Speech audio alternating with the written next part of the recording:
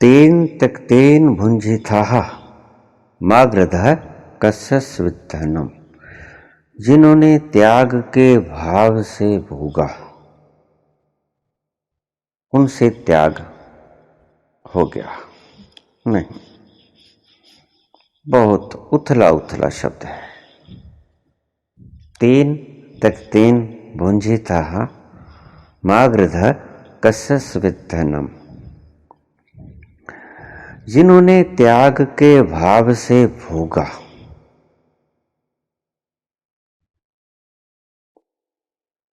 उन्होंने त्याग कर दिया नहीं। त्याग करना न पड़े इस भाव से भोगो। जैसे मैंने कहा कि इतना भोगो कि भोग ही त्याग बन जाए। मैंने कहा था आम तोड़ा भी जा सकता है जब खट्टा हो, वृक्ष के साथ लगा हो आम तो तोड़ा जा सकता है, लेकिन वो कच्चा होगा, वो त्याग कच्चा होगा। टूट तो जाएगा वृक्ष से, लेकिन कच्चा होगा, खट्टा होगा। और दूसरा मैंने कहा था कि अगर उसको लगा ही रहने दे वृक्ष के साथ लगे रहने को मैं कहता हूं भोगना।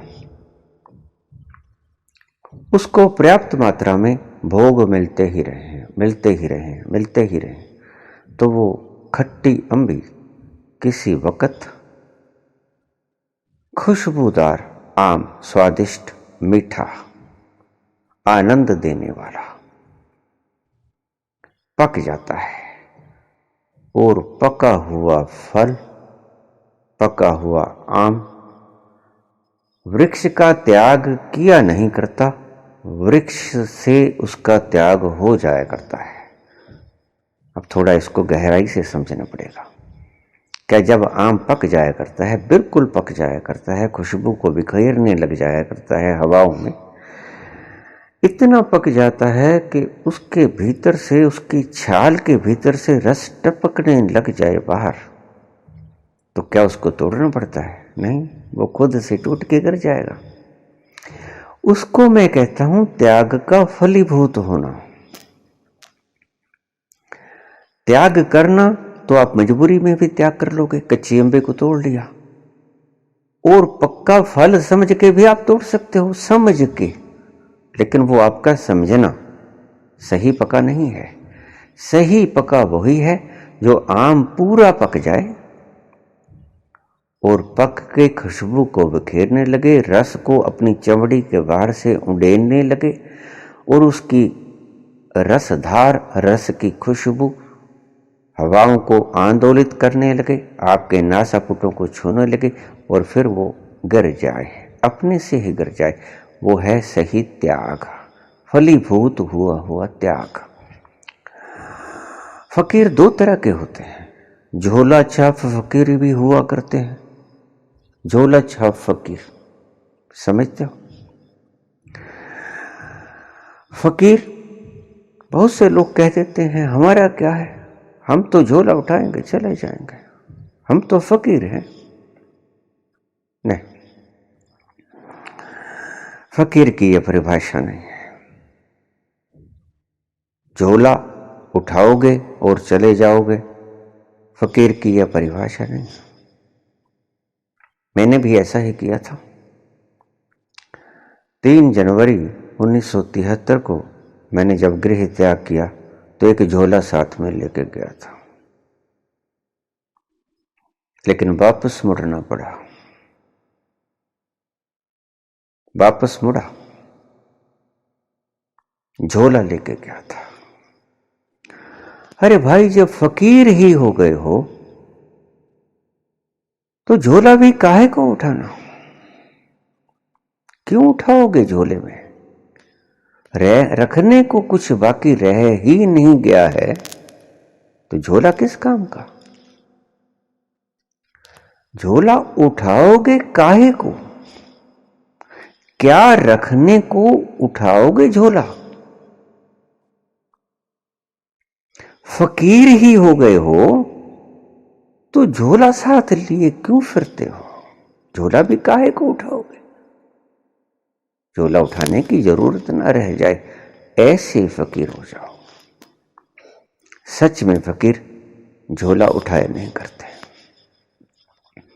कौन तोहमत ले झोला उठाने की?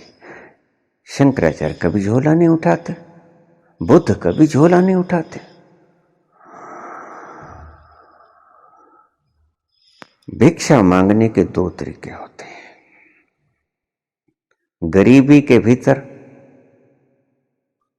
मजबूरी वश भिक्षा मांगनी पड़ती है, ऐसे भिखारी भी हुआ करते हैं। ऐसे भिक्षुक भी हुआ करते हैं और उस भिक्षा की डींगे हाँका करते हैं।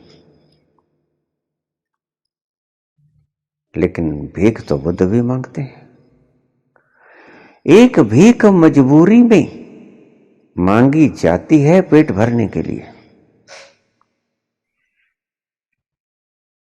उसका बखान नहीं हुआ करता कि मैं भीख मांगता हूं। यह भी काहे की कोई क्वालिफिकेशन है भीख मांगना? नहीं। एक भीख मांगी जाती है जरूरत के लिए। जो बुद्ध भीख मांगा करते हैं, शंकराचार्य भीख मांगा करते हैं, लेकिन वो भीख मांगने की बात ही कुछ निराली है। भीख तो बुद्ध ने भी मांगी, लेकिन आपको पता होना चाहिए कि बुद्ध पूरी कपिलवस्तु के साम्राज्य को लात मार के आके भीख मांगे थे। भीख मांगी शंकराचार्य ने, लेकिन वो था सही भीख मांगना। क्यों? क्योंकि शरीर को जरूरत है, और शरीर को जरूरत है उनके लिए नहीं, आपके लिए। करुणावश शरीर को बचाए रखें। करुणावश शरीर को बचाए रखें, क्योंकि ये शरीर बड़े काम का है। इस शरीर में बहुत कुछ छिपा पड़ा है। अपनी आने वाली संतानों के लिए, उनके लिए आप संसार की सभी संतानें हैं, जिनको वो अपनी अनुभव की दान बख्श के जाएंगे, अनुभव की संपदा बांट के जाएंगे। उनको बांटने के लिए बहुत कुछ है उनके पास, इसीलिए जरूरत के लिए भीख मांगते हैं। लेकिन एक भिखारी को बांटने के लिए कुछ नहीं उसके पास, सिर्फ लेने के लिए है, पेट भरने के लिए है। बांटने के लिए उनके पास कुछ नहीं। लेकिन शंकराचार्य के पास तो बांटने के लिए बहुत कुछ है। बुद्ध के पास बांटने के लिए बहुत कुछ है। बुद्ध को ज्ञान हुआ, कपिलवस्तु लौटी यशोधरा के पास। चाहते तो शुद्धोधन से कह सकते थे कि खाली करो मेरा राज्य, मैं बैठता हूं राज्य पे। शुद्धोधन बहुत खुश होते। सारी जनता आंखें बिछाई बैठी थी कि कपिलवस्तु का सम्राट गौतम बुद्ध होगा, लेकिन नहीं, वो सिर्फ यशोधरा को समझाने के लिए आए थे कि मूर्ख मत बन, मैंने जो पाया है तुम भी पा ले। एक करुणावश समझाने आए थे। जनता ने समझा, पुत्र ने समझा, राहुल ने समझा, यशोधरा ने समझा, पिता ने समझा कि शायद अब सम्राट पद पे आसीन हो जाएगा, क्योंकि इसने अपना गंतव्य पूरा कर लिया, इसने अपना लक्ष्य पूरा कर लिया। और देखिए, समझ लीजिए बात को, अगर लक्ष्य पूरा हो जाए तो गद्दियां बेकार हो जाया करती हैं। अगर गतियां अभी भी महत्वपूर्ण हैं, लालायित करती हैं, तो अनुभव अधूरा रह गया है। मेरे पास एक त्यागी व्यक्ति आ गए, अपने त्याग की बातें बताने लगे। मैंने वो त्याग किया, मैंने वो त्याग किया, मैंने वो दान किया, मैं रोज ये दान करता हूँ, मैं वो दान करता हूँ, मैं ये कुछ छोड़ के आ गया, मैं साधु बन गया। मैं अक्सर मंदिर में जाया करता था, वहां रोज नित्य नए संत जन मुझे मिला करते थे और अपने अपने अनुभव मुझे बताया करते थे। ऐसे संत भी आ जाते वो जो बहुत कुछ त्याग करके आए थे। मैं उनसे पूछता कि आपका परिचय, तो वो बताते कि मेरे परिचय, मैं फलां शहर से आया हूं, और देखिए परिचय उनका, मैं फलां शहर से आया हूं, मेरे पास 3 कोठियां थी, कारोबार बहुत बढ़िया था, इंडस्ट्रियलिस्ट था, पत्नी थी, बच्चे थे, लेकिन सब कुछ लात मार के आ गया। काहे को? परमात्मा को पाने के लिए। तो ये व्यक्ति आ गया है परमात्मा को पाने के लिए, संसार के कोठियों को, इंडस्ट्रीज को, पत्नी को, बच्चों को, धन को, संपदा को, हीरे जवाहरातों को, स्वर्ण आभूषणों को लात मार के। एक संत ऐसे मेरे पास आए, मैंने कहा संत जी वापस लौट जाओ। तो क्या? मेरा लक्ष्य? मैंने कहा आप कुछ बड़ी चीज पाने के लिए आए हो, छोटी चीजों का त्याग करके, और वो छोटी चीजें त्याग हुई नहीं है। अगर सच में त्याग हो गई होती तो बड़ी चीजें पाने के अधिकारी तुम हो गए होते। बुद्ध की तरह लात लग गई होती कपिलवस्तु को, और फिर से वहां गए तो सिंहासन पर नहीं बैठे, क्योंकि एक बार लात लग गई तो लग गई। ठुकरा दिया, ठुकरा दिया, और जानबूझ के नहीं ठुकराया। ठुकराना भीतर के त्याग से आया, थोपा हुआ त्याग नहीं था, फला हुआ त्याग था, फलीभूत हुआ त्याग था, ये भोग से आया हुआ त्याग था। तो मैंने उस संत से कहा कि संत जी लौट जाओ। बहुत धनवान थे, आज गरीब हो, गरीब हो गए हो जानबूझ के, लौट जाओ। क्योंकि अभी जिन जिन चीजों को छोड़ के आए हो वो तुम्हें याद है। बुद्ध ने कभी नहीं कहा मैंने कपिलवस्तु को छोड़ा। बुद्ध ने कभी नहीं कहा कि मैंने कपिलवस्तु को लात मारी, लेकिन लात लग गई। देखते हो बुद्ध रातों रात भागे, रात को दबे पांव भागे। अभी 6 दिन का बच्चा था राहुल, उसका मुख देखा, यशोधरा को सोए हुए देखा, और ऐसा भागा जैसे चोर चोरी करके भागता है। इसका भाव देखिए, इसकी सही लात लगी है ठिकाने पे। एक कपिलवस्तु के सिंहासन पे लात लगी है। ये थोपी गई लात नहीं है, ये लगी हुई लात है, भीतर से त्याग आया है, थोपा नहीं क्या त्याग। बच्चे को देखा और चुपचाप अपने सारथी से कहा कि चलो बांधो घोड़े, और सारथी की हिम्मत ना पड़ी कि बुद्ध को कह सके। कहां? राजकुमार था। रथ तैयार किया, घोड़ा बांधा, रथ चलाया, चल पड़ा।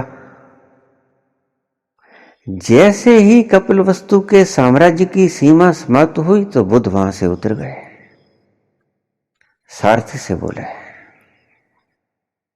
सारथी अब तुम चले जाओ बस। तो सारथी तो बहुत हैरान हुआ, हक्का बक्का रह गया। राजकुमार तुम्हें छोड़ के कहां जाऊं? ऐसी रात, गहरी रात, और तुम अकेले बियाबान जंगल में, यहां से मुझे वापस किए जा रहे हो अकेले? कहां जाओगे? मेरे साथ रथ पे आए हो, मैं जिम्मेवार हूं तुम्हारा। मुझको सजा दे देंगे, मुझको लटका देंगे। वो सुदोधन मुझसे पूछेंगे कहां लेके गए, कहां छोड़ के आए मेरे पुत्र को, मेरे राज्य का अधिकारी कहां लुटा दिया तुमने, कहां मार के गिरा के आए हो बताओ। वो रात को लेके गए थे सन्नाटे में, कहां छोड़ के आए हो? मेरे ऊपर अपराध लगेगा और मुझे मृत्यु दंड मिलेगा। राजकुमार मैं आपके पांव पड़ता हूं, लौट चलो।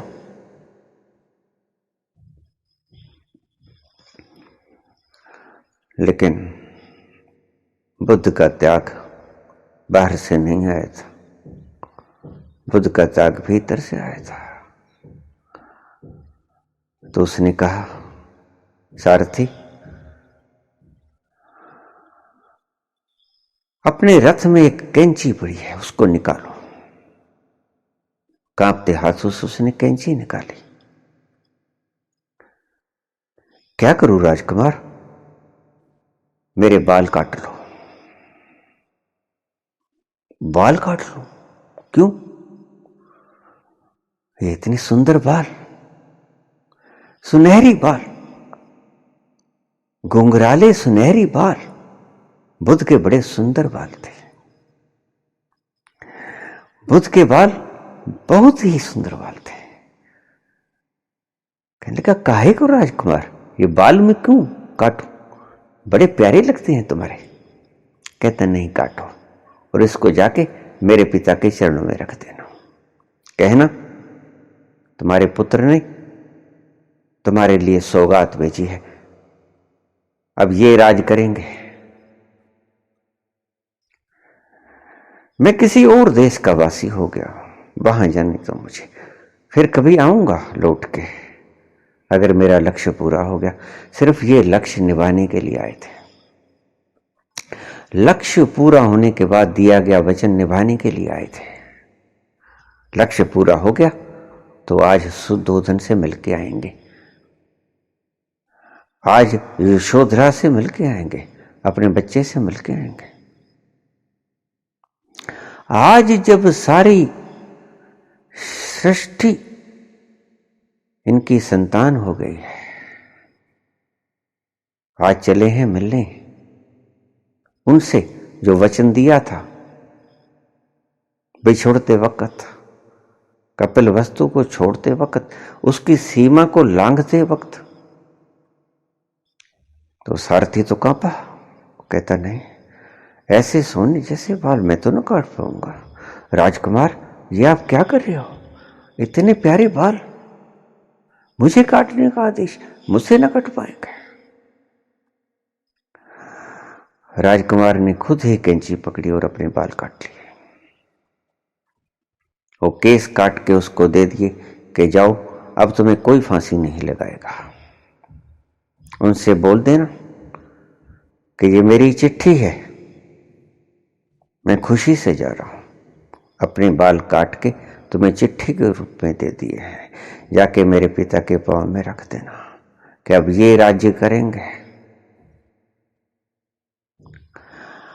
अब सिद्धार्थ राज्य न कर पाएगा। सारथी तो रोने लगा।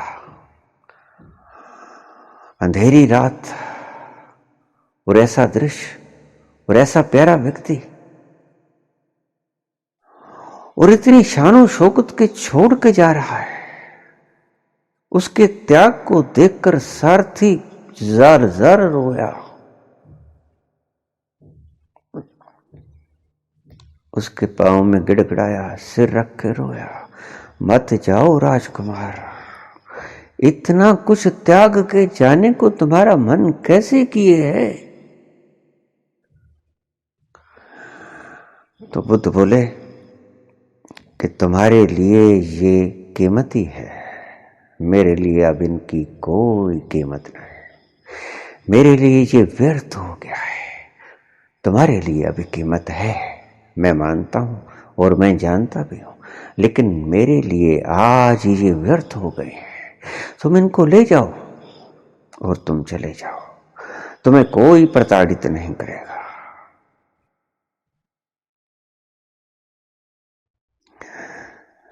ये था त्याग जो भीतर से उपजा हुआ था, और उसी त्याग की बात मैं करता हूं।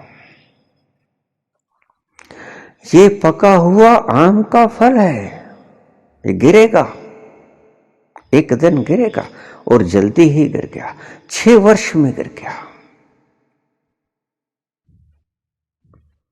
ज्यादा देर ना लगे। महावीर 12 साल में पके, बुद्ध 6 साल में पके।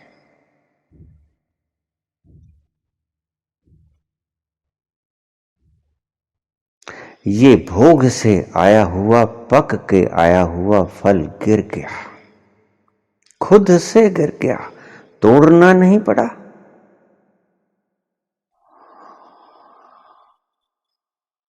खट्टी अंबी नहीं तोड़नी पड़ी, पका फल नहीं तोड़ना पड़ा, खुद से जब परिपूर्ण अवस्था में फल पक गया तो टूट के जमीन पे गिर गया।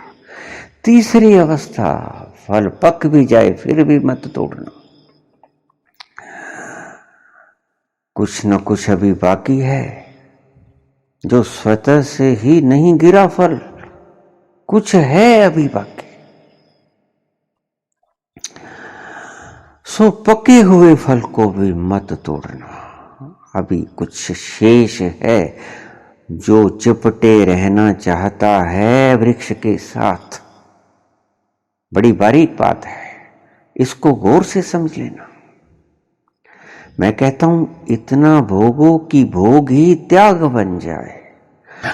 आम खट्टा भी तोड़ सकते हो, क्या मुसीबत है, लेकिन खट्टा आम पक जाए फिर भी मत तोड़ना, उसको अपनी चरम परिणति को उपलब्ध होने देना और खुद से पका हुआ फल गिर जाने देना। पका हुआ फल टहनी को छोड़ ही देगा, पका हुआ फल टहनी को खुद ब खुद छोड़ देगा, छोड़ना नहीं पड़ेगा। हद टपे सो ओलिया, जिसने भोग की अभी सार्थकता पाली हुई है, भोग में कुछ है, रह रह के मन को तड़पाए चली जाती है। अभी गरीब हो, अभी तो छोड़ ही ना पाओगे, अभी छोड़ भी दोगे तो उस संत की तरह जो मुझे गिना रहा था कि 3 कोठियां छोड़ के आया हूं, इंडस्ट्रियलिस्ट हूं, व्यापार चलता छोड़ के आया हूं, पत्नी छोड़ के आया हूं, बच्चे छोड़ के आया हूं, हीरे जवाहरात स्वर्णाभूषण छोड़ के आया हूं, बिल्कुल वैसे ही हो जाओगे। लात लगनी नहीं सही जगह पे, वापस मुड़ना पड़ेगा। ये त्याग परमात्मा तक न ले जा पाएगा, क्योंकि कहीं ना कहीं कुछ न कुछ क्लिंगिंगनेस रह गई है, अभी चिपकाहट बाकी है। चाहे कितना ही लगे फल टूट गया,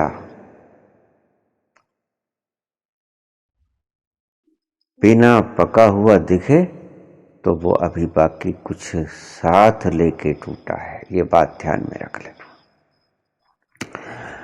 तुम हमेशा त्यागों से ही व्यक्ति को तोला करते हो, कितना छोड़ के आया है, और बुद्ध कभी त्यागों से नहीं तोला करते। जो त्यागों से तुला करते हैं कि मैं इतना कुछ छोड़ के आया हूं,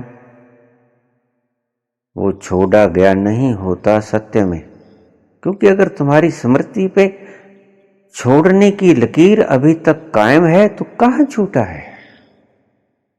लकीर कहां बनेगी अगर सत्य में छूटेगा? इसको आप ऐसे समझिएगा, आप रोज मल त्याग करते हैं, पसीना त्याग करते हैं,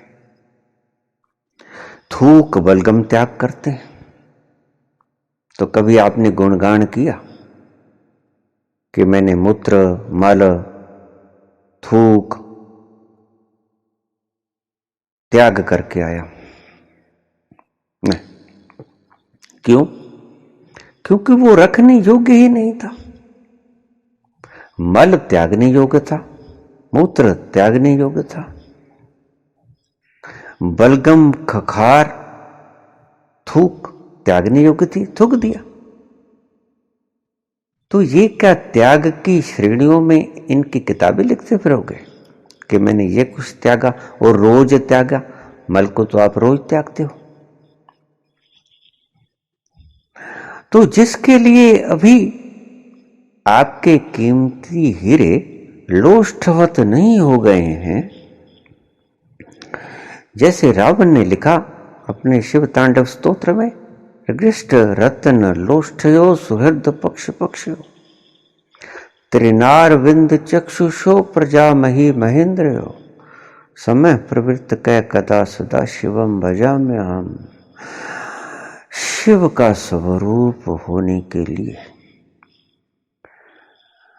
आपके हीरे जवाहरात लोष्ठवत होने ही चाहिए, और उस त्याग की लकीर मन में खींची रहनी नहीं चाहिए। मित्र और शत्रु समान दिखने चाहिए। सुहृद पक्ष पक्षियो त्रिनार विंद चक्षुषो प्रजा मही महेंद्र, उसके लिए प्रजा और राजा समान हो गए हो। और फिर शिव की तरफ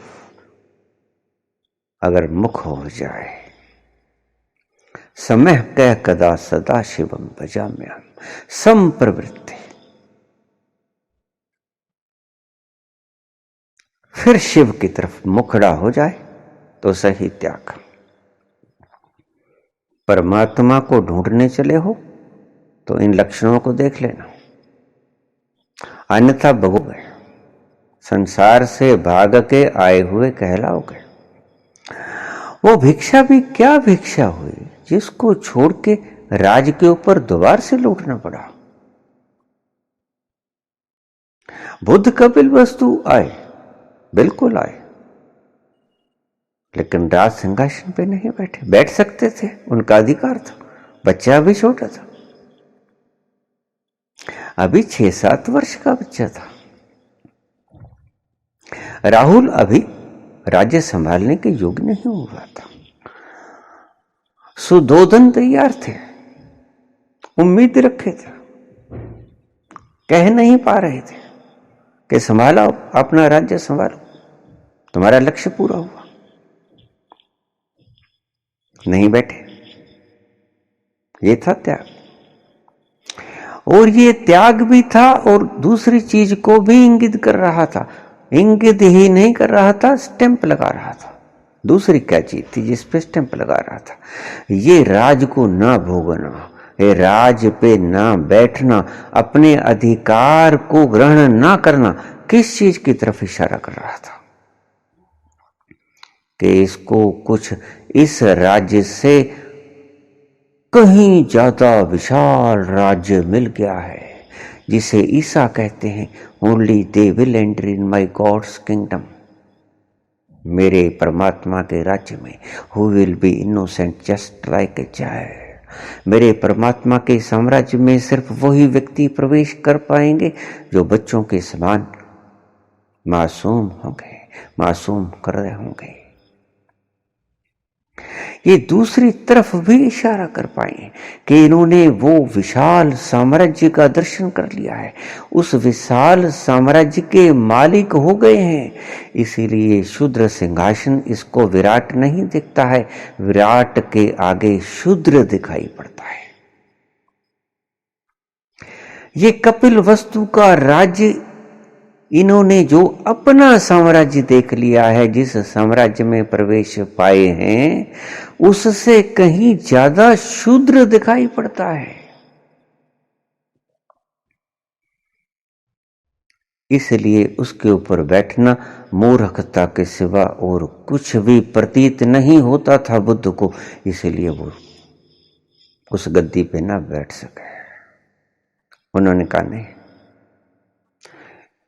इसके ऊपर बैठ के मैं बांट ना पाऊंगा जो मैं बांटना चाहता हूं। मैंने इतना कमा लिया है कि सारी जिंदगी अब लुटाने में, बस सिर्फ लुटाने में।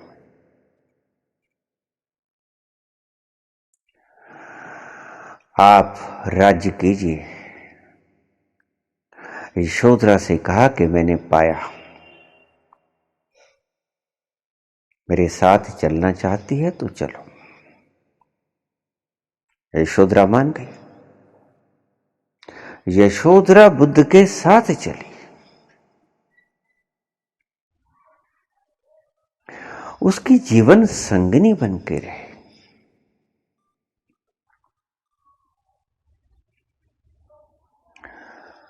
और सारी उम्र भिक्षा मांग के खाती रहे। देखिए, एक राजा और एक रानी, कितनी सुंदर कहानी। राजा ने भी भिक्षा मांग के खाया, रानी ने भी राजा के संग भिक्षा मांग के खाया।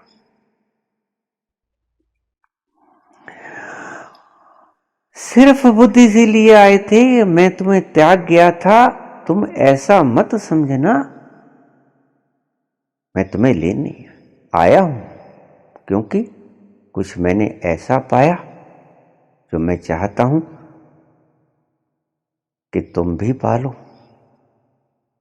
तुम मेरी जीवन संगनी हो। अब अनुभव संगनी भी बन जाओ, मेरे अनुभव का भी तुम संग मान लो, तुम उस आनंद विराट का आनंद भी चख लो। गृहस्थ का सुख चखा मेरे साथ, अब विराट का सुख भी चख लो। इसलिए आया हूं, तुम्हें लेने आया हूं, चलोगे? यशोधरा क्षण भर भी ना सोच पाई। क्षत्राणी, निश्चित क्षत्राणी थी, चल पड़े। ये होते हैं क्षत्राणियों के कलेजे। और जब बुद्ध यशोधरा के पास आए तो यशोधरा भरी पड़ी थी, बहुत उलांबे ताने दिए कि मुझे छोड़ के भाग गए, तुम्हें मुझ पर विश्वास नहीं था, मुझसे आज्ञा लेके तुम चले जाते तो मैं तुम्हें कौन सा रोकती। अरे हम वो क्षत्राणियां होती हैं जो तुम्हें वीर गति को प्राप्त होने के लिए तलवार दे के खुद तिलक करके तुम्हारे माथे पे विदा किया करती हैं कि जाओ शहीद हो जाओ या जीत के आओ। मेरे भीतर उस क्षत्राणी का कलेजा है। तो तुम अगर युद्ध के लिए भी जाते तो मैं तुम्हें अपने हाथ से तलवार देती और तिलक करती कि जाओ युद्ध में, या वीर गति को प्राप्त हो जाना या जीत के आना, अन्यथा मुझे मुख मत दिखाना। तो अगर तुम विराट की प्रतीति पे चले थे तो मुझसे आज्ञा ले लेते, मैं तुम्हें रोकती थी नहीं, मैं तुम्हें कभी ना रोक पाती। मैं तुम्हें सहर्ष जाने की स्वीकृति दे देती, मैं तुम्हें तिलक करके भेजती, बिल्कुल उसी तरह जिस तरह तुम युद्ध भूमि में जाते, अपने हाथ से तलवार सौंपती और अपने हाथ से, आज अगर तुम ईश्वर को पाने के लिए उस राह पे चलते तो अपने हाथ से भिक्षा पत्र पकड़ाती कि ये लो भिक्षा पत्र, ले जाओ, जाओ विराट की तरफ जाओ, मुझे कोई एतराज नहीं। मेरी तरफ से तो वीर भूमि में, युद्ध भूमि में गए या साधना भूमि में गए, मेरे लिए तो गए। और भेजने की कला में बखूबी जानती थी। मैं क्षत्राणी का हृदय कलेजा रखती हूं। मुझसे पूछ लिया होता ऐसे चोरों की भांति भागने की आवश्यकता ही क्या थी। और बुद्ध को थोड़ी सी पहली बार लज्जा आई। उस क्षत्राणी के शब्द सुन के बुद्ध की पहली बार लज्जा आई कि ठीक कह रही है। पूछ के भी चला जाता तो मुझे इनकार ना करती। और अब बुद्ध कह रहे हैं यशोधरा से, चलोगे मेरे साथ, मैंने पा लिया है, बहुत आनंद है। हमने गृहस्थी का आनंद साथ साथ माना, तो विराट का आनंद मेरे साथ लेना न चाहोगी? तो यशोधरा झट से मान गई और उसके साथ चल पड़े और सारी उम्र बुद्ध के संग बिता दी, भिक्षुणी बन गए। ऐसी कहानियों से भरा पड़ा है हमारा इतिहास।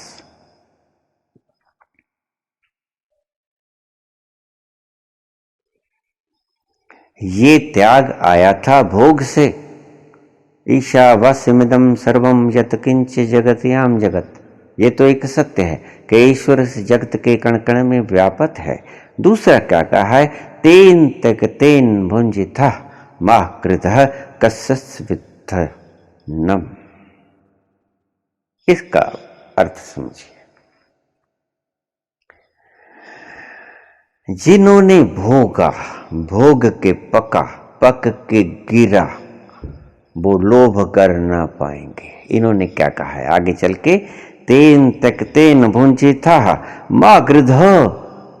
अब अर्थ करने वाले क्या कहते हैं? लोभ मत करो। नहीं, पका हुआ फल लोभ कर ही ना पाएगा, क्योंकि लोभ करने को और कुछ बाकी रह ही क्या गया है? पाने को कुछ हुआ ही रहा ही नहीं, पाने को कुछ बचा ही नहीं। इतना पा लिया कि टहनी को छोड़ दिया गया। प्राकृतिक रूप से टहनी छूट गई। अभी लोभ करने को कुछ बाकी रहेगा। लेकिन तुम्हारे धर्मशास्त्रज्ञ तो इसका अर्थ ऐसा समझा रहे, लोभ मत करो। नहीं, लोभ कर ही ना पाओगे। कर पाओगे? जरा सोचो। पक के गिरे हो, प्राकृतिक रूप से गिरे हो, टूट के गिरे हो, तो और भी लोभ बाकी रह जाएगा क्या? यही तो मैं कहता था कि अगर फल पका हुआ लगे भी तो भी उसको तोड़ मत लेना। तुम्हें बहुत बार लगेगा कि हम पक गए, लेकिन देखना, तोड़ मत लेना, गिरने देना। और वो गिरने का मजा ही कुछ और होता है। तभी तो बाबा नानक कहते हैं कि कोटिन में कोई एक चलत है, कोटिन चलत एक पहुंचत है। ये जो एक सोते से गिरेगा, उससे पहले भी बड़ा मन करेगा तुम्हारा कि छोड़ दें, पक गए। अब शांति भंग नहीं होती। अब थूक जाते हैं लोग, लेकिन शांति भंग नहीं होती। गाली निकाल देते हैं, लेकिन शांति भंग नहीं होती। लेकिन नहीं, कहां, तुम अभी थोप लेते हो। अगर किसी ने कुछ कहा तो उसके तुम पैरेलल बैठा लेते हो बात। भीतर से तरंग उठे ही ना, वो है त्याग। लोभ उठेगा ही नहीं। मां गृध कस्यस्वित्थनम। लोभ मत करने, ये शब्द अर्थ नहीं है इसका। लोभ होगा ही नहीं, ये है अर्थ इसका। लोभ पैदा ही नहीं होगा। जरा सोचिए, बिल्कुल पक के खुद से प्राकृतिक रूप से गिरा हुआ फल अभी कुछ लोभ बाकी रहेगा पकने को? नहीं, पूरा पूरा पक गया है, सब कुछ पा लिया है। रस तो उसकी छाल से बाहर टपकने लग गया, इससे ज्यादा और क्या होगा। करुणा तो झलकने लग गई है। अब वो करुणा को बांटने में लगेगा या कि लोभ को पाने में लगेगा? करुणा को बांटने में लगेगा, करुणा वश बांटने में लगेगा, लोभ वश पाने में नहीं लगेगा। लोभ मत करो, इसका अर्थ क्या है कि अभी लोभ कर सकते हो, लोभ कर ही ना सको, इस स्थिति में आना है।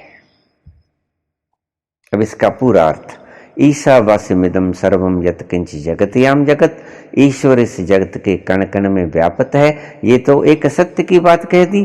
अगला शब्द बोला है, तेन त्यक्तेन भुंजितः, जिन्होंने भोगा उन्होंने त्यागा। और कैसे त्यागा? मागृधः कसस्य वित्थनम, जब लोभ पाने का बाकी ना रहे तब अपने आप को पका हुआ जानो। और उसका लक्षण क्या होगा कि आप टूट के खुद ब खुद उस टहनी से, वृक्ष से टूट के नीचे गिर पड़ोगे धरा पे। ये है इसका सही सही अर्थ। दूसरे शब्दों में, कबीर के अर्थों में इसे समझिए। कबीर कहते हैं, हद टपे सो ओ लिया।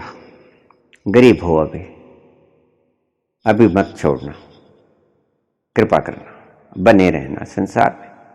हद टपे सो ओ लिया, इच्छा है पाने की, अभी संसार में बने रहना। बेहद टपे सो पीर, आ गया है, कमा लिया है, उसको भोगना। अमीर हो गए हो लेकिन त्यागी नहीं हो गए हो, त्याग नहीं आया है। संसार से टूट के गिरे नहीं हो नीचे। बेहद टपे सो पीर, आगे अमीरी को भोगो, खूब भोगो, खूब भोगो, पूरे पको उस आम की तरह। हद बेहद दोनों टपे हैं। अब क्या होगा? उस अवस्था में आ गया आम जब खुशबू बखेरने लगा, जब उसकी रसधार, भीतर का मीठा रस बाहर से टपकने लगा। अभी कभी आप पूरे पके हुए आम को देखना जो खुद से गिरा हो, उसकी छाल के ऊपर से आपको मीठी मीठी चीज दिखाई पड़ेगी टपकती हुई। वो करुणावश टपक रही है, क्योंकि भीतर समाने को कुछ रहा ही नहीं। इतना घड़ा भर गया, इतनी गागर भर गई कि भीतर समाने को अब कुछ रहा ही नहीं। एक बूंद भी नहीं समा सकती, तो वो बिखरेगी बाहर, बाहर बिखरेगी, सुगंध बिखेरेगी। ये आप जो प्रवचन कर रहे हो, जो बांट रहे हो, ये बांटना नहीं। बांटना जो नहीं पड़ता, जो बंट ही जाया करता है। फूल कभी खुशबू को बांटता है क्या? नहीं, खुशबू बंटा करती है। फूल खुशबू को जानबूझ के नहीं बांटता कि तुम आ गए हो, तुम्हें थोड़ी सी सुगंध बांट दूं, ऐसा नहीं होता है। फूल से सुगंध बटा करती है, कोई भी ले ले। कोई भी नासा पुटों को खोल के आ जाए और सुगंध का मान ले, आनंद। फूल की खुशबू बटा करती है। ऐसे ही आनंद जब भीतर भर जाया करता है गागर में, तो छलका करता है, वो बंटा करता है। उसको करुणावश बटना कह लो, उसको स्वतः से बटना कह लो, उसको बटने की स्वाभाविक प्रक्रिया कह लो, कुछ भी कह लो, नाम आपका देना, आपके शब्द है। स्वाभाविक रूप से बटा करता है। हद टपे सो ओलिया, बेहद टपे सो पीर, हद बेहद दोनों टपे, ताको नाम फकीर। फकीर उसको कहते हैं। झोला चाप फकीरों की मैं बातें नहीं करता हूं। फकीर उसे क्या? आपने पूछा कि फकीर कौन होता है? ये होता है फकीर जो खुद से पक जाए, पक के टहनी से टूट पड़े नीचे, उसके भीतर लोभ जग ही नहीं सकता। लोभ मत करो, ये तो तुम्हारी कमेंट हो गई। ये तो तुमने थोपना सिखा दिया। गोबर के ऊपर सेंट छिड़को, उस सेंट की खुशबू बाहर से लगे कि गोबर खुशबूदार है, नहीं, थोड़ा सा उसको देखो, टटोल के देखो, खिलार दो उस गोबर को, भीतर से बदबू आएगी। मल की तरह त्याग दिया जाए शरीर के द्वारा, खुद से गिर पड़े फल टूट के। मैंने बहुत सी उदाहरणें दी हैं आपको, किसी को भी समझ लेना, जो भी आपकी समझ में आए, किसी भी दिशा से समझ लो, जो भी आपकी समझ में आए। और तीसरा आपने पूछा है, मनोड़ो लागो मेरो राम फकीरी में।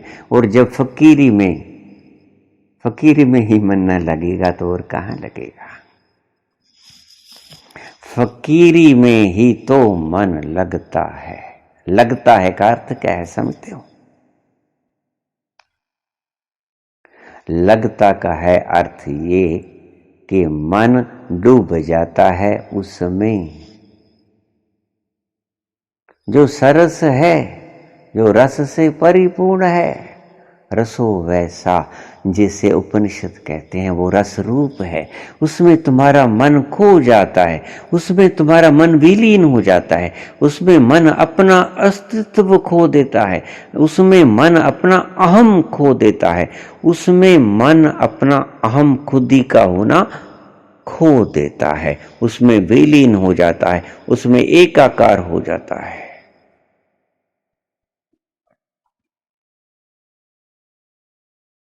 उस एक होने की प्रक्रिया है जब वो कहता है, वेद का ऋषि, एको अहम द्वितीयो नास्ति, सिर्फ मैं ही मैं हूं, दूसरा कोई नहीं।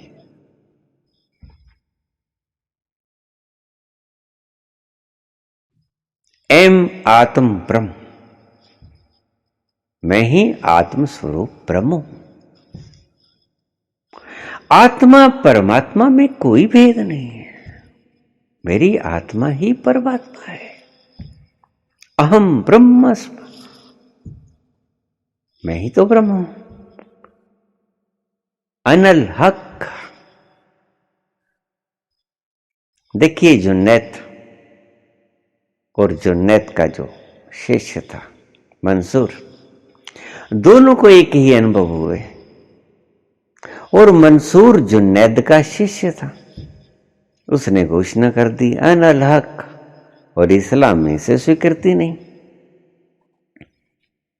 इस्लाम नहीं मानता कि तुम परमात्मा हो।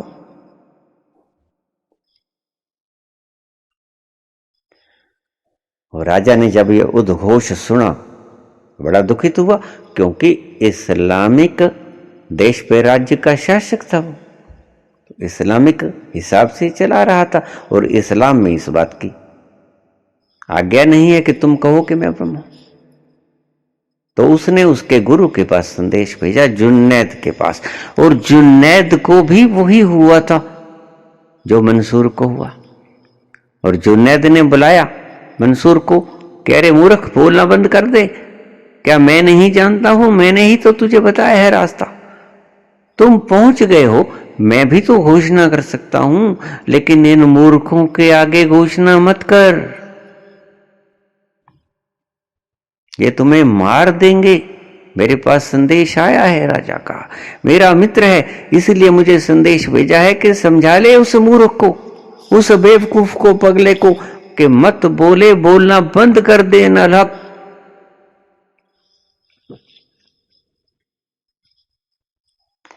तो बेटा मत कहे, इस आवाज को यहीं रहने दे, बोलना बंद कर दे। तो मंसूर का जवाब बहुत बढ़िया था। जुन्नैद उसका प्रतिकार न कर सका, जुन्नैद को चुप रहना पड़ा। पहली बार गुरु को शिष्य के आगे चुप रहना पड़ा। इससे पहले तो सदा शिष्य ही चुप रहा था गुरु के सामने, सदा मंसूर के सामने जुन्नैद ही छाया रहता था, उसकी आज्ञा का पालन करना पड़ता था मंसूर को। लेकिन आज पहली बार गुरु को चुप होना पड़ा, जुन्नैद को चुप होना पड़ा मंसूर के आगे। मंसूर ने बड़ा ऐसा शब्द कह दिया, प्यारा शब्द कह दिया कि जुन्नैद को कोई जवाब ही नहीं आया। मंसूर कहता कि मैं तो चुप ही हूं, आपको पता नहीं है मैं कब से चुप हूं, मैं हूं ही नहीं, मैं तो विलीन हो गया हूं, मैं तो गया। अब जो बोलता है उसको रोकूं कैसे, इस सागर की बाढ़ को कैसे रोकूं। वो विराट बोलना चाहता है, उसको रोकना मेरे वश में है गुरुजी।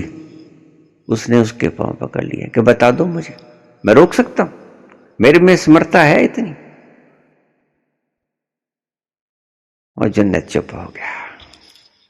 जुन्नैद को पता था कि जब विराट की बाढ़ आएगी तो उसे ये रोक नहीं पाता, ये ठीक कहता है। तो उसने उसे जाने दिया कि ठीक, मैं संतुष्ट हूं, तुम जाओ घोषणा करो। उसे मृत्युदंड दे दिया गया।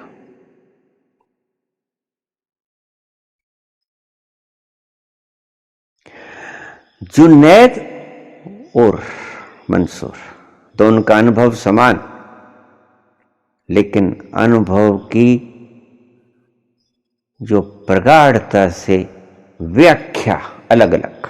जुन्नैद चुप होना सीख गया, मंसूर बोलना सीख गया। वो बोला करुणावश बोला, जुन्नैद करुणावश भी ना बोला। इसलिए मैं कहता हूं कि दो फकीरों की आपस में तुलना मत करना, ज्ञान दोनों का बराबर है। एक फकीर नहीं चाहता बोलना, चुप रहना चाहता है, दूसरा फकीर बोलना चाहता है। वो बोल गया, मंसूर बोल गया, लेकिन उसके भीतर विराट ही चुप रहना चाहता है। जुन्नैद के भीतर विराट ही चुप रहना चाहता है और मंसूर के भीतर विराट बोलना चाहता है। इसलिए जुन्नैद बोल ना पाएगा और मंसूर चुप ना रह पाएगा। ये इच्छा विराट की चल रही है, जुन्नैद और मंसूर की नहीं चल रही है।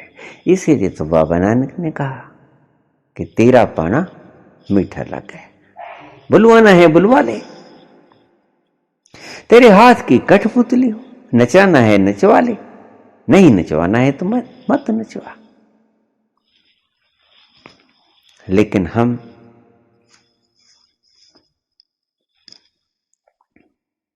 उसके हाथ की कठपुतली नहीं होते। ये जुन्नैद जैसे, मंसूर जैसे लोग तो सत्य को भी स्वप्न की तरह देखते हैं। ये शंकराचार्य जैसे लोग, जो तुम्हें दिखाई पड़ता है उसको भी ये माया की तरह लेते हैं। शंकराचार्य कहते थे ब्रह्म सत्यम जगत मिथ्या। जगत मिथ्या करता है कि जगत जैसा दिखता है वैसा है नहीं, ब्रह्म सत्य है, जगत मिथ्या है। जगत जैसा देखते हो वैसा है नहीं। ईश्वर चंद्र विद्यासागर बहुत बड़े समझदार व्यक्ति हुए हमारे भारत में। एक बार उनको एक नाटक मंडली ने बुला लिया, अपना नाटक दिखाने के लिए मुख्य मेहमान के रूप में आमंत्रित किया। ईश्वर चंद्र विद्यासागर वहां चले गए। पहली रो के अंदर, पहली कतार के अंदर मुख्य चीफ गेस्ट के ऊपर वो बैठे हुए थे।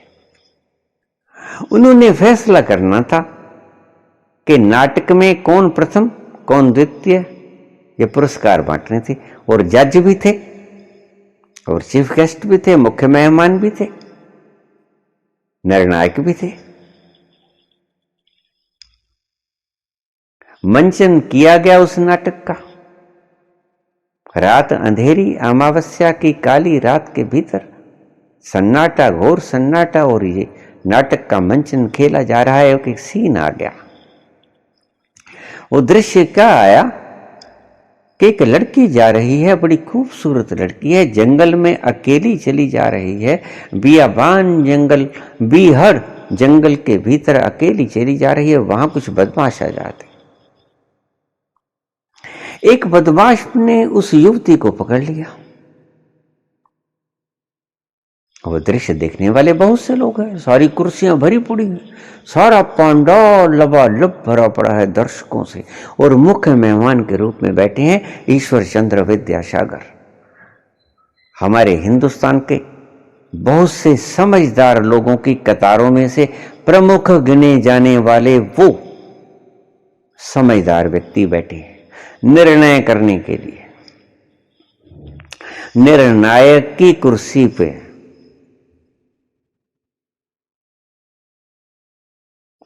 तो ये दृश्य चल पड़ा। तो वो गुंडे लोग, उनमें से एक गुंडा उस लड़की को पकड़ लेता है, बलात्कार करने के उद्देश्य से उससे छेड़छाड़ करना शुरू करता है। लड़की अपने आप को छुड़ाने की चेष्टा करती है और वो अपना जोर आजमाइश शुरू हो जाती है। लड़की अपने आप को छुटाना चाहती है, लेकिन वो उसको छोड़ता नहीं, बली है, बलशाली है। गुंडे अक्सर बलशाली ही हुआ करते हैं।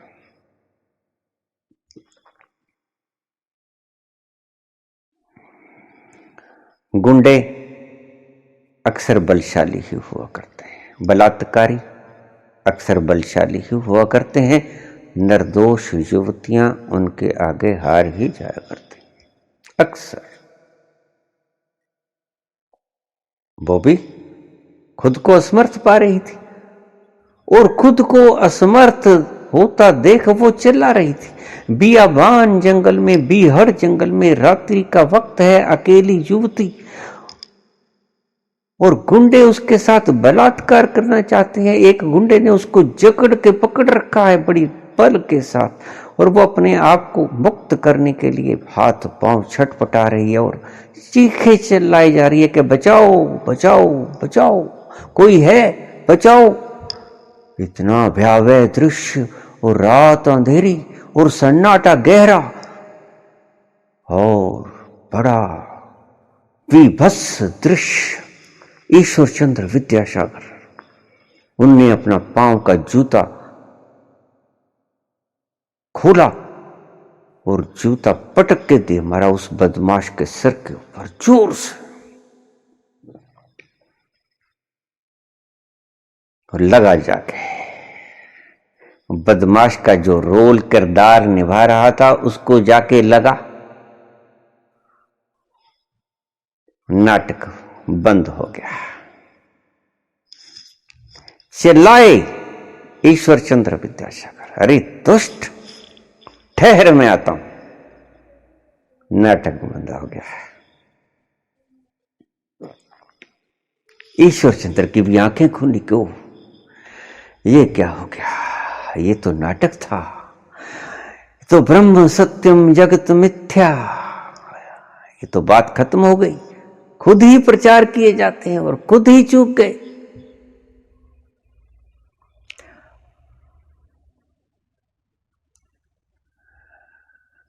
और उस गुंडे का रोल निभा रहे व्यक्ति ने उस बूट को उठाया और माथे से लगा लिया, चूम लिया। रोशनी कर दी गई, अंधेरा मिटा दिया गया, नाटक हटा लिया गया, नाटक को बंद करना पड़ा। ईश्वर चंद्र विद्यासागर सिर नीचा किए खड़े हैं।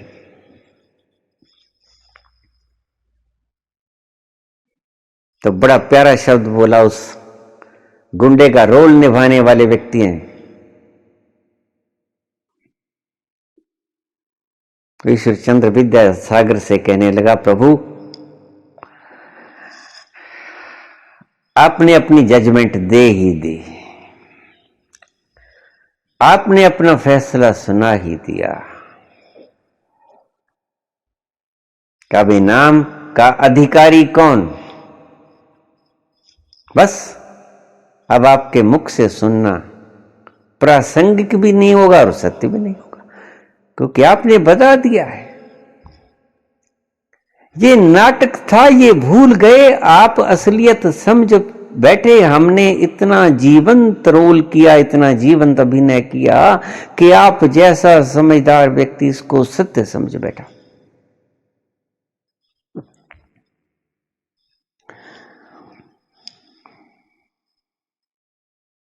ईश्वर चंद्र विद्यासागर बहुत लज्जित हुए।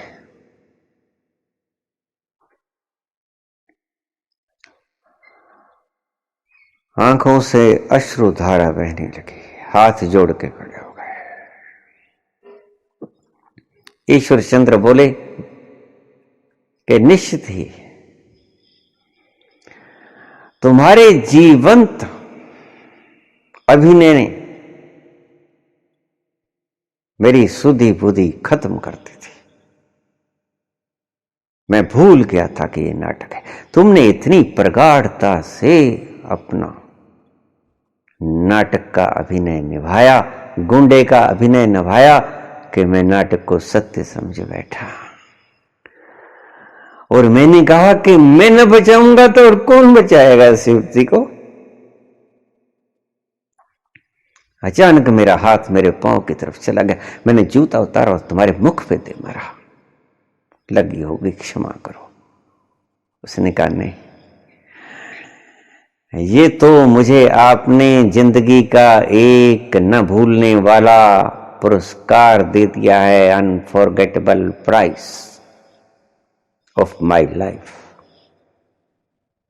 ता जिंदगी इस पुरस्कार को भूल ना सकूंगा कि ईश्वर चंद्र विद्यासागर जैसा महान बुद्धिमान पुरुष मेरी नाट्य शैली के अभिनय के भीतर सुधी बुद्धि खो बैठा। मैं पुरस्कृत हो गया प्रभु, मैं पुरस्कृत हो गया। यह आपका इनाम। और उसने उसका बूट वापस नहीं किया। ईश्वर चंद्र विद्यासागर जो बूट फेंके थे उसके मुखड़े पर उसने वापस नहीं किया। उसने कहा बस यही मेरा इनाम है, मैं इससे अतिरिक्त कुछ इनाम नहीं मांगता हूं और इससे बड़ा इनाम मुझे कभी मिल भी नहीं सकता और कोई दे भी नहीं पाएगा। उसने सारी उम्र वो बूट उसका वापस नहीं किया। आयोजक को नहीं, विद्यासागर को एक नया बूट का जोड़ा ला के दिया।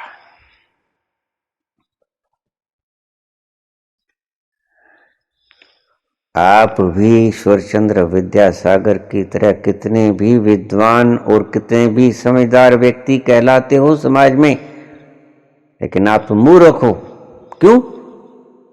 क्योंकि आप इस ड्रामा को सत्य समझ लिए हो। आप इस नाटक को सत्य समझ लिए हो, क्लिंग हो गए हो, चिपक गए हो इसके साथ। ये ड्रामा है, ये एक खेल है। इसको खेल की तरह खेलो और खेल की तरह देखो। बस यही है कला जो मैं आपको सिखाना चाहता हूं। जो मैं कहता हूं कि भोगने के लिए पूर्ण भोगो, लेकिन जागते हुए भोगो। अब आगे की बात, आखिर में बात जो मैं आपको इसका तत्व बता रहा हूं। भोगो, ये जानते हुए भोगो कि कौन भोग रहा है। अब इस अंतिम पैराग्राफ को, अंतिम फिक्रे को अच्छी तरह से समझ लेना, क्योंकि ये तत्व है जिसको हम मोरल कहते हैं। भोगो, जागते हुए भोगो। कौन भोग रहा है ये जानते हुए भोगो।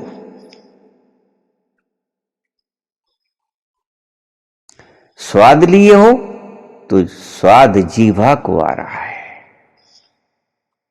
सुंदर युवती को देख रहे हो, सुंदर पुरुष को देख रहे हो, तो ये जानते हुए कि आंखें सुंदरता को निहार रही हैं, आंखें निहार रही हैं, मैं निहारने वाला हूं, मैं दर्शक हूं, मैं देखने वाला हूं। आंखों के द्वारा दिख रही है, ये दृश्य है।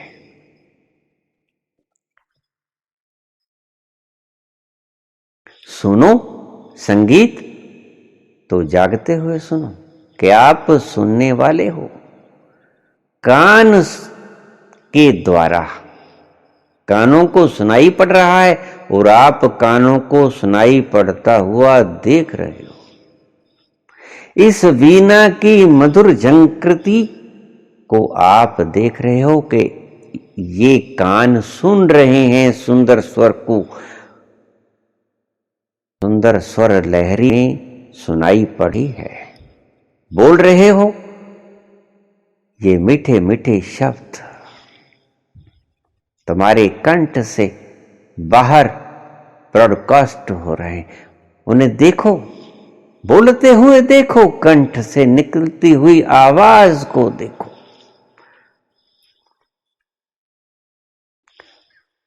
तो तुम पाओगे कि स्वाद जीवा ले रही है और तुम जीवा को स्वाद लेते हुए देख रहे हो। कान सुंदर ध्वनि को सुने जा रहे हैं, सुंदर ध्वनि को भोग रहे हैं और तुम उस भोगने वाले कान को देख रहे हो मात्र दृष्टा की तरह। आंख सुंदर दृश्य को देख रही है और तुम उस आंख को सुंदर दृश्य को देखते हुए निहार रहे हो। तुम दर्शक हो, देखने वाले हो। दिमाग सुंदर कल्पनाएं कर रहा है और तुम दिमाग को सुंदर कल्पनाएं करते हुए देख रहे हो। सो रहे हो तो नींद बहुत अच्छी आ रही है। तुम सोते हुए उस व्यक्ति को सुंदर निद्रा के भीतर निद्रा मगन हुए, आनंद लिए हुए निहार रहे हो। निद्रा लिए जा रहा है ये व्यक्ति, ये शरीर। स्वप्न सुंदर आए तो देखो कि सुंदर स्वप्न मनस्पटल पर फिल्म की तरह चले जा रहा है और तुम देखने वाले हो। तुम्हारे देखने के कारण सभी होने वाली घटनाएं रिकॉर्ड होती हैं। अगर कोई देखने वाला ना हो तो रिकॉर्डिंग भी नहीं होगी, बात समझ लेना। तुम देखते हो तो रिकॉर्ड हो जाती है। अगर दर्शक होगा तो देखने की क्रिया, जो दिख रहा है दृश्य, वो रिकॉर्ड हो जाएगा। चाहे वो सुंदर दृश्य हो, चाहे वो सुंदर संगीत हो, चाहे वो सुंदर स्मेल हो। नासिका से आप फूलों की सुगंध लिया करते हो तो देखो कि ये सुगंध नासिका में जा रही है। नासिका सुगंध का आनंद मान रही है और मैं उस आनंद को मानते हुए नासिका छिद्रों को देख रहा हूं। भोगो, किसी भी इंद्रिय के द्वारा भोगो। मैं भोग से कब इंकार करता हूं? खूब तल्लीनता के साथ भोगो और उतनी ही तल्लीनता के साथ भोगते हुए उस इंद्रियों का दर्शन करो। बस यही है सूत्र। अगर आप समझ पाओगे, यद्यपि बहुत गहरा है। पूरी तल्लीनता के साथ भोगो, फिर पकोगे। और वो पकना मैं किसे कहता हूं और पक के गिरना मैं किसे कहता हूं? जिस दिन पूरी तल्लीनता से आपने भोगते हुए को देख लिया तो आप उससे अपने आप को अलग देख पाओगे। उसी वक्त, उसी क्षण, एट दैट वेरी मोमेंट, उसी क्षण को आप पूर्ण तल्लीनता के साथ भोगते हुए उस इंद्रिय को पाओगे तो आपका भ्रम मिट जाएगा कि आप हैं कौन, देखने वाले या भोगने वाले। बस यही बात खत्म हो जाएगी। जिस दिन आपने उस इंद्रिय को भोग करते हुए देख लिया पूर्ण तल्लीनता के साथ मजा उठाते हुए देख लिया और आपने अलग पाया अपने आप को और भोगने वाली इंद्रिय को अलग पाया अपने आप से, बस आप दूसरे हो गए। यही आपका भ्रम टूट जाएगा।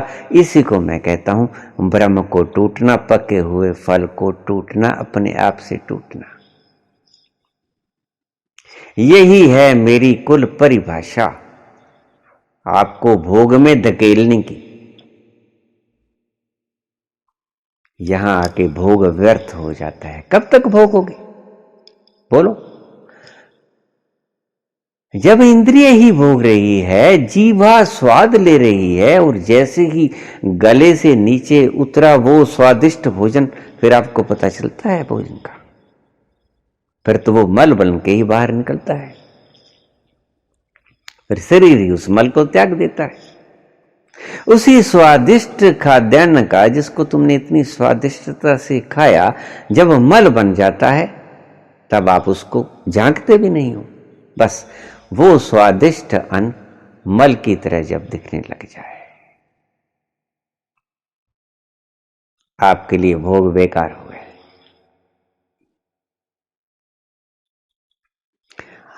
आप जब अपने आप को उन भोगों को मानती हुई इंद्रियों से अलग न देख पाओगे, जब तक आप पूरे न पक पाओगे, तब तक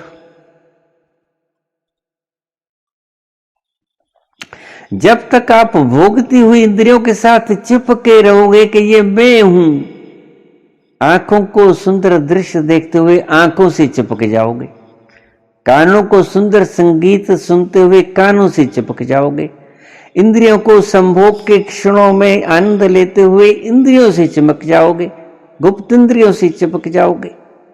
तब तक आप अपने आप का दर्शन कर ही नहीं पाओगे। जिस क्षण तुमने जिस भी इंद्रिय को मजा लेते हुए देख लिया, उसी क्षण तुम पाओगे कि ये मजा तो इंद्रियों को आ रहा है, मैं तो देखने वाला हूं कि इस इंद्रियों को मजा आ रहा है, आनंद आ रहा है। यह कुल मूल तत्व हमारे धर्म का, किसी भी धर्म में चले जाओ, यही मस्ती है, यही मजा है, यही आनंद है, यही शांति है। नाम चाहे कोई भी दे लो, ईश्वर कह लो, अल्लाह कह लो, राम कह लो, रहीम कह लो, ये आनंद के ही पर्यायवाची है। अल्लाह और राम में कोई फर्क नहीं रहता। वहां आनंद को क्या नाम दे पाओगे तुम? खुशी का कोई नाम होता है क्या? खुशी का नाम अल्लाह के राम बताओ। सुख का क्या नाम होता है? सुख का नाम अल्लाह होता है कि राम होता है, ये बताओ।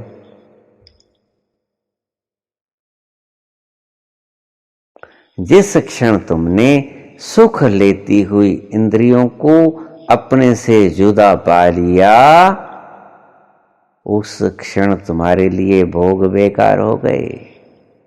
फिर तुम ना कह पाओगे कि हम ऐश कर लें, क्योंकि ऐश तो इंद्रियां करती हैं, और जो ऐश इंद्रियां करती हैं वो यहां दफन कर दी जाती हैं, या जला दी जाती हैं, या गिद्धों को खिला दी जाती हैं। वो ही इंद्रियां जिन्होंने स्वादिष्ट भोजन का आनंद लिया, जिन्होंने सुंदर स्वर लहरियों का कानों के द्वारा आनंद लिया, सुंदर दृश्यों का आंखों के द्वारा आनंद लिया, संभोग के द्वारा इंद्रियों के द्वारा आनंद लिया संभोग का। ये इंद्रियां तुम नहीं हो। बस यही महर्षि रमन ने कहा था, हु एम आई। पहले ये देख तो लो, आगे विचार कर लेना, हम फल आगे, रिजल्ट आगे निकालेंगे, पहले तुम देखो। रमन ने पहले ही प्रहार कर दिया आपके ऊपर कि स्वाद लेने से पहले, मजा लेने से पहले, किसी भी इंद्रिय के द्वारा मजा लेने से पहले ये देख लो कि मजा तुम ले रहे हो या तुम्हारी इंद्रियां ले रही हैं, यहां बात खत्म हो जाएगी। अगर तुम इंद्रियां हो तो फिर तुम मजा ले रहे हो, कोई शक। अगर तुम इंद्रियां नहीं हो तो फिर इंद्रियां मजा ले रही हैं, तुम नहीं।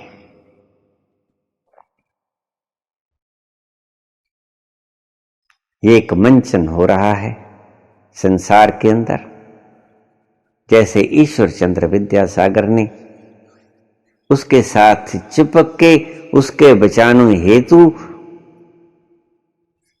उस गुंडे का रोल कर रहे, उस बलात्कारी का रोल कर रहे व्यक्ति के सिर में अपना जूता पटक के मारा था। ऐसे ही तुम रिएक्शंस किया करते हो, ये हैं तुम्हारी रिएक्शंस, और ये रिएक्शंस मूर्छा से आया करती हैं।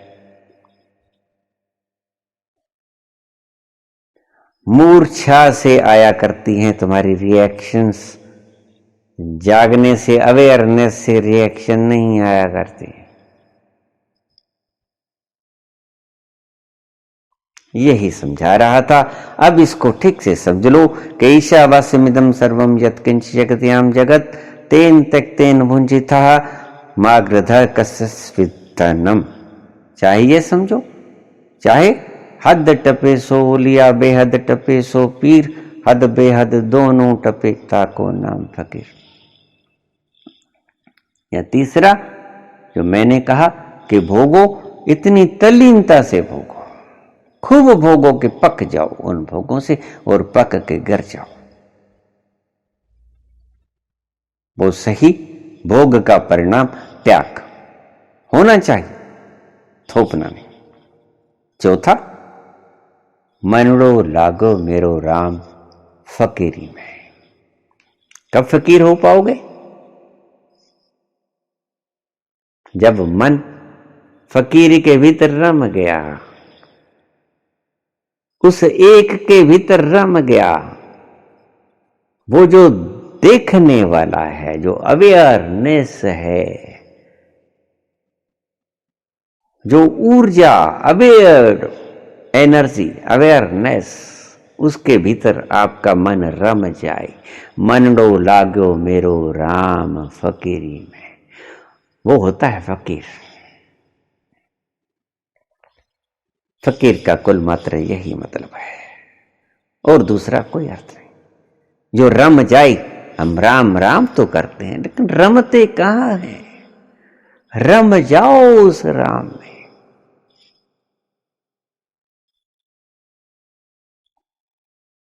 उस रमने का नाम राम है। राम राम जपने की बात नहीं है, राम राम रमने की बात है। तुम रम जाओ, उसके भीतर खप जाओ, उसके भीतर खुद को खपा दो, उसके भीतर खुद को विदा कर दो, मर्ज हो जाओ उसमें, विलीन हो जाओ उसमें, अपना अस्तित्व खत्म कर दो, अपना अस्तित्व विलीन कर दो उसके भीतर, उसके साथ एकाकार हो जाओ।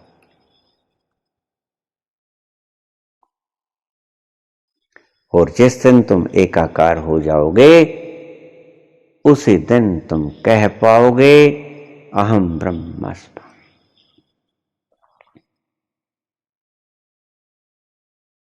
मैं ही हूं। बस जिसे ढूंढते फिर रहे थे वो तुम खुद ही हो। कस्तूरी कुंडल बसै, मृग ढूंढे वनमा। कस्तूरी कुंडल बसै, मृग ढूंढे वनमा। ऐसे घट में पी बहे, मूर्ख जाने ना।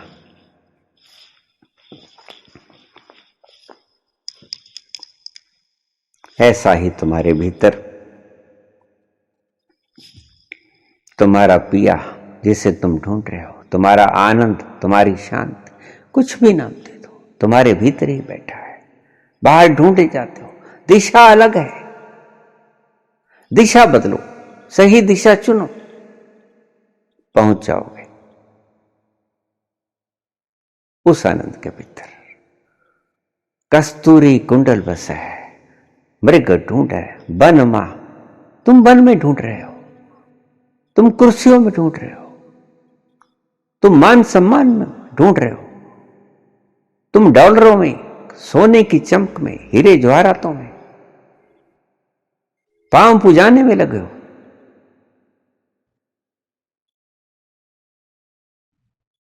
लोग तुम्हारी जय जयकार करें उसमें उलझे हुए हो।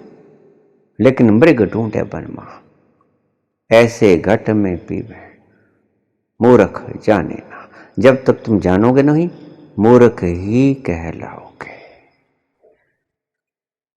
धन्यवाद।